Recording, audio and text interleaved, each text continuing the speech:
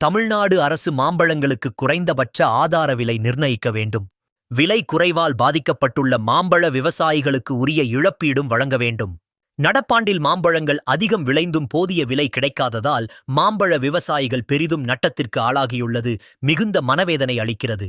மாம்பழங்களுக்கு குறைந்தபட்ச ஆதார விலை அளிக்காமல் ஏமாற்றி வரும் திமுக அரசின் விவசாயிகள் விரோதப் போக்கு வன்மையான கண்டனத்துக்குரியது. நெல், கரும்பு உள்ளிட்ட ஒரு சில பயிர்களுக்கு குறைந்தபட்ச ஆதார விலை நிர்ணயித்துள்ளது போல வேளாண் பெருமக்கள் விளைவிக்கும் அனைத்து விளைபொருட்களுக்கும் குறைந்தபட்ச ஆதார விலை நிர்ணயிக்க வேண்டுமென வேளாண் பெருங்குடி மக்கள் நெடுங்காலமாக போராடி வருகின்றனர். ஆனால் நெல், கரும்புக்கே உரிய ஆதார விலை அளிக்காமல் ஒன்றிய மாநில அரசுகள் ஏமாற்றி வருகின்றன.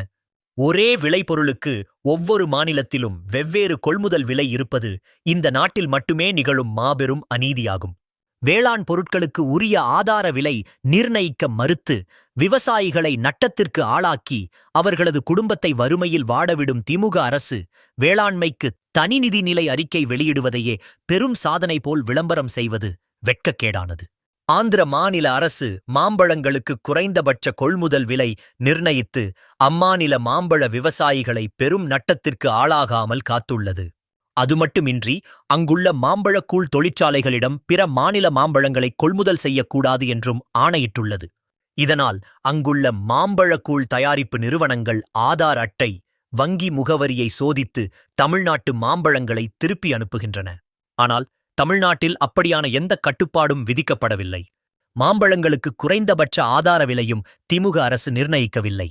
இதனால் மாம்பழங்கள் அதிகம் விளைந்தும் கூட உரிய விலை கிடைக்காமல் தமிழக மாம்பழ விவசாயிகள் பெரும் நட்டத்திற்கு ஆளாகி இழப்பீடு கேட்டு வீதியில் இறங்கி போராடி வருகின்றனர். திமுக அரசு அந்த இழப்பீட்டையும் வழங்க மறுப்பதால் மாம்பழங்களை வீதியில் கொட்டிவிட்டு வேளாண் பெருங்குடி மக்கள் செய்வதறியாது தவித்து நிற்கின்றனர். விளைச்சல் குறைந்தால் உற்பத்தி செலவை கூட ஈடு செய்ய முடியாமல் நட்டத்திற்கு ஆளாகும் விவசாயிகள் அதிக விளைச்சல் கண்டாலும் உரிய விலை கிடைக்காமல் நட்டத்திற்கு ஆளாகும் நிலை என்பது மிகப்பெரிய கொடுமையாகும்.